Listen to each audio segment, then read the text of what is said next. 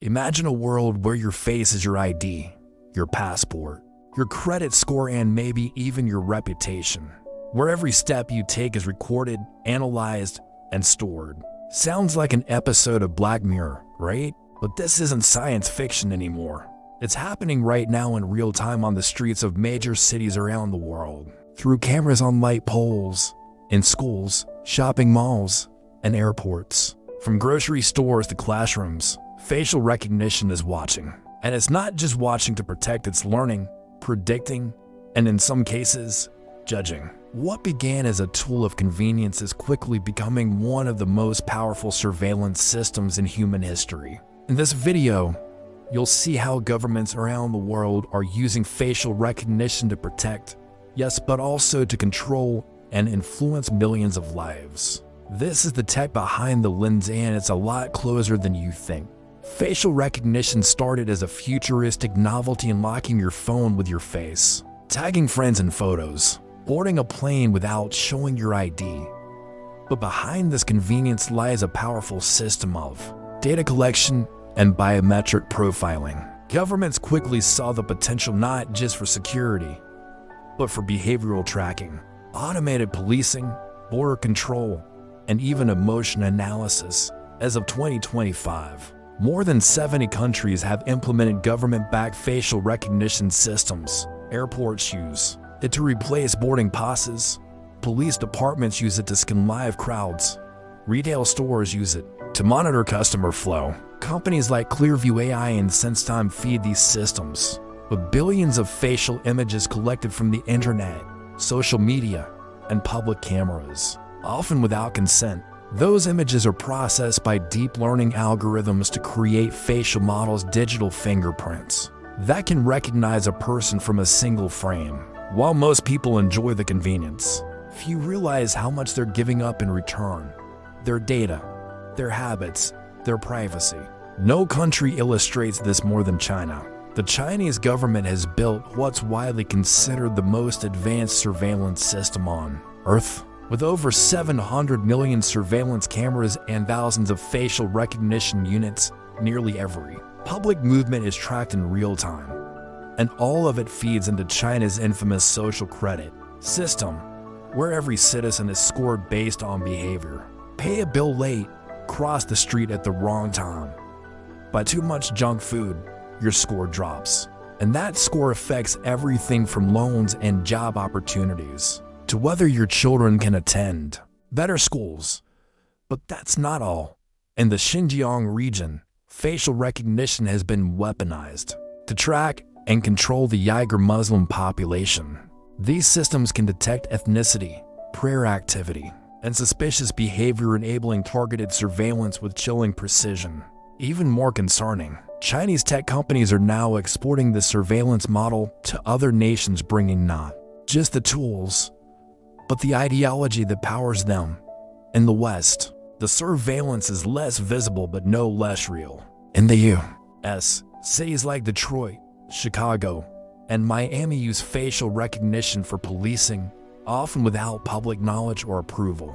In London, police use live facial recognition to scan crowds and match faces against watch lists. While it has led to arrests, it's also resulted in false identifications and public criticism.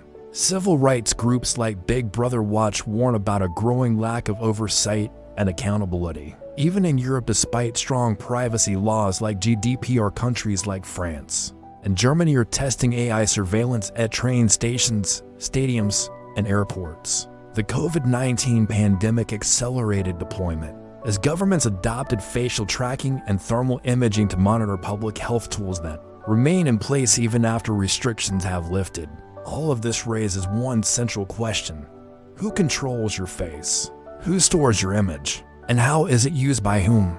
And for what? Cases of abuse and data leaks are becoming more common. In New York, police reportedly used images scraped from Facebook to identify protesters. In Russia, activists were arrested after being tracked through city cameras. In India, facial recognition was used retroactively to detain participants of demonstrations. Bias is another major issue. Multiple studies, including those from MIT and the ACLU, have shown that facial recognition is far less accurate for people of color, women, and older adults. These inaccuracies can lead to wrongful arrests, discrimination, and systemic injustice. And perhaps the most dangerous effect is psychological. When people know they're being watched, they behave differently. They speak less freely. They hesitate to protest, to act, even to express affection. Surveillance doesn't just record, it reshapes society.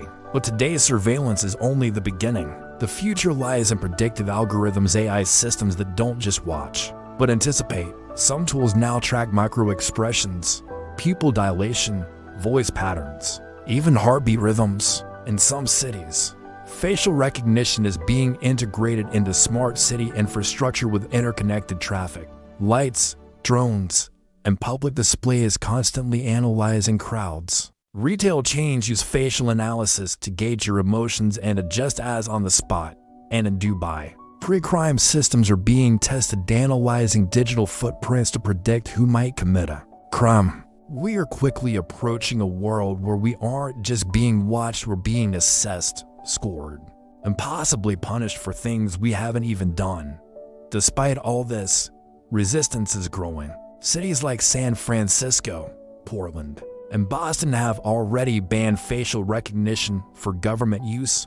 Organizations like the EFF, ACLU, and Privacy International are pushing for legislation to limit or ban real-time facial surveillance. The European Union is currently debating laws that would ban live biometric tracking in public spaces except under extreme circumstances. Every day, people are waking up to the power of this technology and beginning to push back. Public hearings, protests, and citizen campaigns are starting to shape the future of surveillance policy. Facial recognition is no longer a conversation about the future. It is shaping our present, and the decisions we make now will determine what kind of society we live in tomorrow. Once these systems are in place, they're hard to roll back.